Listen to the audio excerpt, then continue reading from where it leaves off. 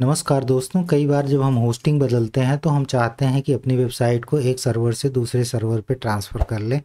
Easily कैसे आप कर सकते हैं उसके बारे में चर्चा करेंगे। देखिए, आप कई तरीक़ों से कर सकते हैं, बट यहाँ पे मैं एक सिंपल तरीका बताने चल रहा हूँ जो कि क्लाउड के माध्यम से आप कर सकते हो। अच्छी बात ये है कि इसमें आपकी इंटरनेट की स्पीड अगर कम है तब भी आपकी वेबसाइट ऑलमोस्ट बहुत अच्छे तरीके से माइग्रेट हो जाती है। तो इसीलिए हम इस प्लगइन का इस्तेमाल करेंगे जिसका नाम अपड्राफ्ट प्लस है और एकदम बिल्कुल फ्री है।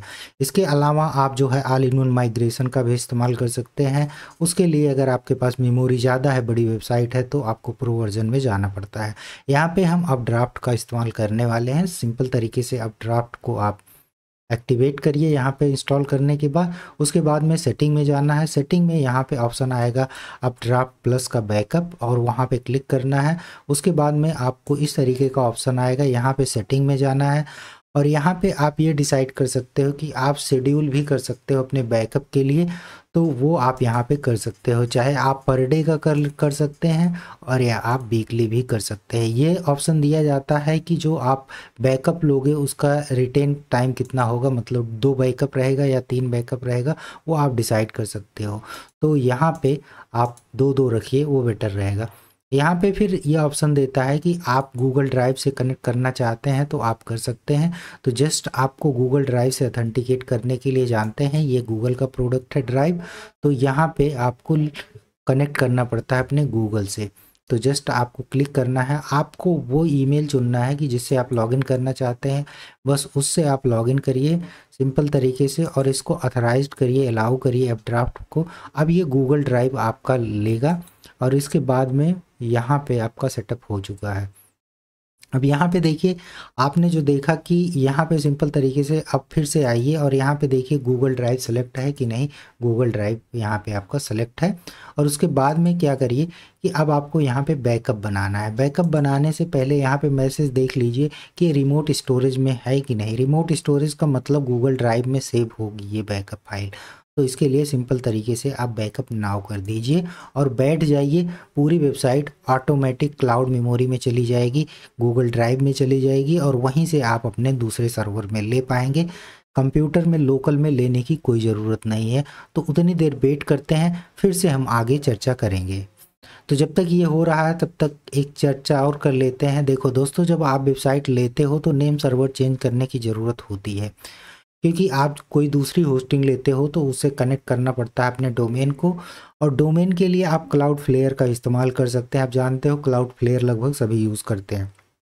मैं रिकमेंड करता हूं कि आप क्लाउड फ्लेयर ज़रूर इस्तेमाल करिए। तो जब आप नई होस्टिंग लेते हैं तो कुछ इस तरीके का आपका होस्टिंजर रहता है। होस्टिंजर की होस्टिंग लेनी है तो आप नीचे डिस्क्रिप्शन लिंक से ले सकते हैं। वहाँ से अगर आप लेंगे तो आपको बहुत अच्छा डिस्काउंट भी मिल सकता है। आप हमसे कांटेक्ट कर सकते हैं और सपोर्ट ले सकते हैं हर चीज़ के बारे में। यहाँ पे देख सकते हैं कि ये हमने यहाँ पे दिया हुआ है, वो लिया हुआ है नई होस्टिंग। तो इसको अगर आपको ऐड करना है नई वेबसाइट तो इस तरीके से कर सकते हैं। देखिए, नेम सर्वर के लिए यहाँ पे हमने कनेक्ट किया है, क्या कहते हैं, क्लाउड फ्लेयर किया है। तो क्लाउड फ्लेयर का ही इस्तेमाल हम करने वाले हैं। हम चेंज करेंगे आईपी एड्रेस से ही हमारा काम बन जाएगा। इसीलिए नेम सर्वर चेंज करने की ज़रूरत नहीं है। नेम सर्वर में आप क्लाउड फ्लेयर का रहने दीजिए। हाँ, अगर आपने क्लाउड फ्लेयर का इस्तेमाल नहीं करते हैं तो वहाँ पे जो आपका डीएनएस है, डीएनएस में नेम सर्वर जो मिलेगा, नेम सर्वर को चेंज कर दीजिएगा। वो अपने होस्टिंजर के साथ या जो आपकी नई होस्टिंग हो तो वो आपको पता चल जाएगा होस्टिंग से। इतना ही काम करना रहता है।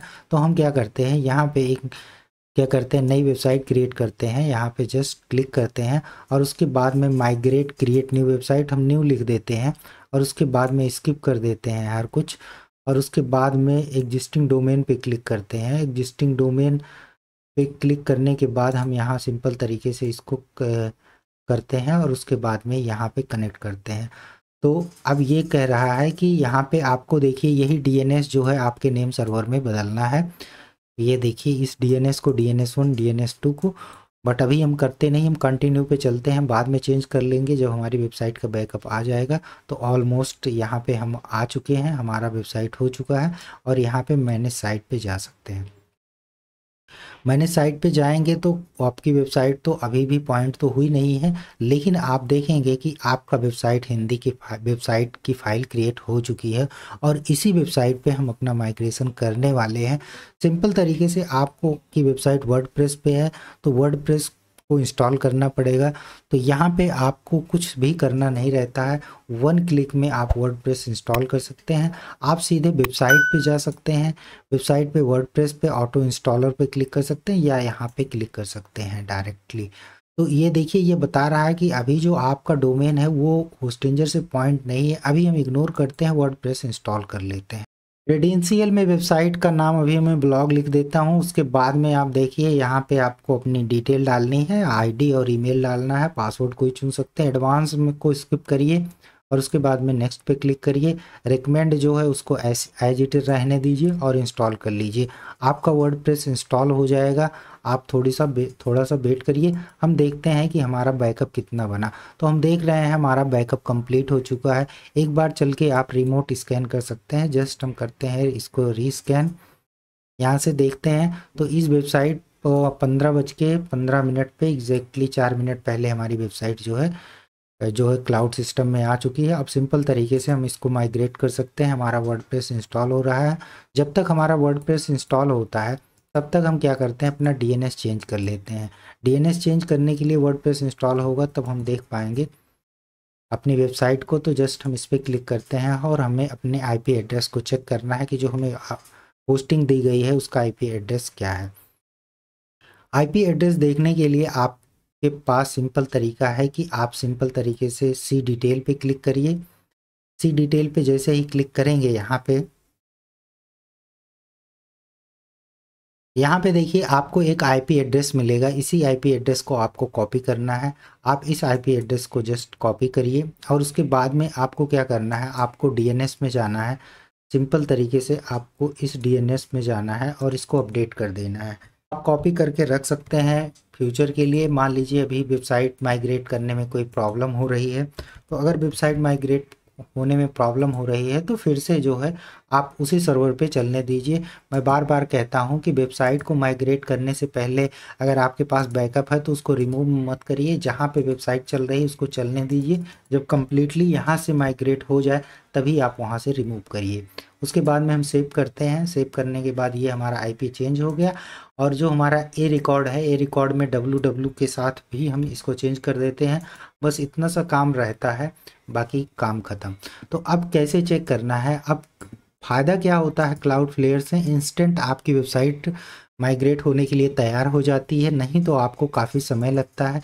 तो यहाँ पे आप एक काम करिए, पर्च पे जाइए, पर्च पे कैश को पर्च कर दीजिए, एवरीथिंग कर दीजिए और उसके बाद में आपको क्या करना है, आपको अपनी वेबसाइट को चेक करना है कि वेबसाइट का क्या हाल चाल है। तो जस्ट आपको सिंपल तरीके से यहाँ पे देखिए वेबसाइट बंद हो चुकी है, तो थोड़ी देर लगेगा, थोड़ी देर में वेबसाइट रन हो जाएगी।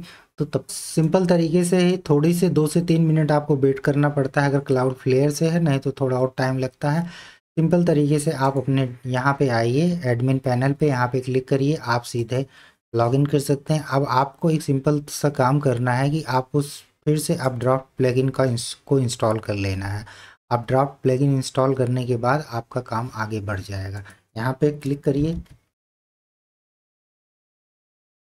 अपड्राफ्ट और उसके बाद में आप इसको इंस्टॉल करना है, आपको अपड्राफ्ट प्लगइन इंस्टॉल हो चुकी है। और जस्ट हम चलते हैं अपने प्लगइन सेक्शन में। प्लगइन सेक्शन में यहाँ पे देखिए इंस्टॉल हो चुका है, बट ऊपर की जो इतनी प्लगइन है उसको हम डीएक्टिवेट करके डिलीट कर देते हैं, क्योंकि हो सकता है कि ऑलरेडी वो सारी प्लगइन पहले से हों तो उनकी ज़रूरत तो है नहीं हमें, और उनको हम डिलीट कर देते हैं। और अब हमारे पास केवल अपड्राफ्ट की प्लगइन बची हुई है, इसको हमें करना है एक्टिवेट। एक्टिवेट करने के बाद वही काम आपको क्या करना है, गूगल ड्राइव से कनेक्ट करना है और यहाँ पे सेटिंग में चलना है। सेटिंग में आपको क्या करना है, जस्ट यहाँ पे अपड्राफ्ट प्लस बैकअप का ऑप्शन आएगा, उसको क्या करना है, सेटिंग में जाना है। सेटिंग के बाद आपको यहाँ पे चूज़ गूगल ड्राइव करना है और अपने गूगल ड्राइव को कनेक्ट करना है। अब यहाँ पे मैं कुछ तरीके बताऊंगा जिससे आप अपनी वेबसाइट को बहुत आसानी से, ताकि आपकी वेबसाइट जो है काफ़ी देर तक ऑफलाइन ना रहे, क्योंकि 4 से 5 मिनट हो गया आपकी वेबसाइट ऑफलाइन है ये वेबसाइट। तो हम प्रयास करेंगे कि 10 से 15 मिनट में ही हमारी वेबसाइट का नया सेटअप तैयार हो जाए। तो यहाँ पे सिंपल तरीके से हम चलते हैं और उसके बाद में क्या करना है, आपको यहाँ पे रीस्कैन रिमोट स्टोरेज पे क्लिक कर देना है। उसके बाद में आप देखेंगे तो यहाँ पे आपके पास ऑप्शन आता है। तो दोस्तों देखिए, यहाँ पे जो है रीस्टोर का जब ऑप्शन आएगा तो database plugin theme upload other, upload में बहुत सारी फाइलें होती हैं, में भी हो सकता है यहाँ पे 200 MB की फाइलें हैं, तो आपको ज़्यादा टाइम नहीं लगेगा। बाकी यहाँ पे देखिए 60 MB 62 MB, तो यहाँ पे उतना टाइम नहीं लगने वाला, इसलिए हम एक बार में ही सब कुछ कर ले रहे हैं। उसके बाद में हम डेटाबेस का भी कर ले रहे हैं। तो वैसे आप चाहो तो अपलोड को बाद में भी कर सकते हो। इससे क्या होगा, आपकी वेबसाइट की रनिंग टाइमिंग जो होगी वो तुरंत आपका वेबसाइट माइग्रेट हो जाएगा। बट अगर अपलोड फाइल लिमिट कम है तो आप डायरेक्ट करिए, तो कोई दिक्कत होने वाली बात नहीं है। आपको यहाँ पे वेट करना पड़ेगा आपकी फ़ाइल कितनी बड़ी है। तो यहाँ पे अगर इस टाइप का ऑप्शन आए तो आप वेट करिए, वेट पे ही क्लिक करना है और आपको रुके रहना है। आपकी कंप्लीट फाइल आपकी यहाँ पे डाउनलोड हो जाएगी, बैकअप उसका इस लोकल में बन जाएगा जो आपके सर्वर में। तो सिंपल तरीके से रिस्टोर पे क्लिक करना है और उसके बाद में आपका देखिए यहाँ पे वेरीफाई होगा सारा डेटा। उसके बाद में स्टेप बाय स्टेप आप देखेंगे कि database plugin themes upload other और क्लीनिंग फिनिश। तो देखिए all in one migration plugin के बारे में तब तक बता देते हैं। All in one migration plugin सबसे बेस्ट प्लगइन मैं मानता हूं अगर आपको लोकल कंप्यूटर में उसको सेव करना है और वहां से फिर वेबसाइट को लाना है। बट अगर आपको क्लाउड वे में तुरंत चाहिए तो ये ऑप्शन सबसे बेस्ट है। क्लाउड वे का मतलब ये है, सॉरी क्लाउड वे नहीं, क्लाउड का अगर ऑप्शन चुनना है तो गूगल ड्राइव के माध्यम से आप इसको डायरेक्टली कर सकते हैं। आपको सिंपल तरीके से इतना सा वेट करना था और आप जो है यहाँ पे रिटर्न हो जाइए। आपकी वेबसाइट माइग्रेट हो चुकी है और सिंपल तरीके से आप अपनी वेबसाइट को लॉगिन करके चेक कर सकते हैं कि आपकी वेबसाइट हुई है माइग्रेट कि नहीं हुई है। सिंपल तरीके से आपका जो ओल्ड क्रेडेंशियल है, ओल्ड आईडी पासवर्ड है, उसी से लॉगिन होगा। यहाँ सिंपल तरीके से फिर से चलते हैं और देखते हैं कि हमारी वेबसाइट हुई कि नहीं। एकदम बिल्कुल हमारी वेबसाइट माइग्रेट हो चुकी है। सिंपल तरीके से हम क्लिक करके ये चेक करते हैं कि यहाँ पे कोई एरर तो नहीं है। अब आपको एक काम कर लेना है, सबसे पहले आपको htaccess फाइल को सही कर लेना है। वैसे ऑटोमेटिक सही हो जाता है, बट यहाँ पे एक सिंपल तरीके से परमा लिंक पे जाना है। परमा लिंक के बाद इसको आपको कर देना है एक्टिवेट। उसके बाद में जो भी कैशिंग प्लगइन का इस्तेमाल करते हो उससे आप पर्ज कर दीजिए और ये आपकी वेबसाइट कम्प्लीटली माइग्रेट हो चुकी है, कोई दिक्कत नहीं है। तो ये देखिए कि लगभग 15 मिनट के अंदर हमने वेबसाइट को माइग्रेट कर दिया। लगभग ऑलमोस्ट न के बराबर आपकी वेबसाइट, ये वेबसाइट बंद थी। और उसके बाद आप देख सकते हैं कि किस तरीके से आप ड्राफ्ट प्लगइन का इस्तेमाल करके आप सिंपल तरीके से वेबसाइट को माइग्रेट कर सकते हैं। थोड़ी सी दिक्कत आती होगी आपको डीएनएस वगैरह समझने में, बट वो मैंने आपको डिटेल में बता दिया है। तो ये रहा सारी चीज़ें यहाँ पे, ये मैंने प्राइवेट विंडो में ओपन किया था और ये रहा कि मैंने कैसे होस्टिंजर से इसको पॉइंट करके कर दिया है। अब यहाँ पे देखिए आपकी वेबसाइट अभी तक वहाँ पे थी, क्या कहते हैं, दूसरे होस्टिंग में थी, अब है होस्टिंजर में और आपके क्लाउड फ्लेयर से ही कनेक्ट है। कोई दिक्कत नहीं है, केवल आपने डीएनएस चेंज करके ही काम चला लिया, डीएनएस का आईपी एड्रेस चेंज करके काम चला लिया। दोस्तों इस वीडियो में इतना ही, मिलते हैं नेक्स्ट वीडियो में। दोस्तों अगर आपका कोई सुझाव है, कमेंट है तो कर सकते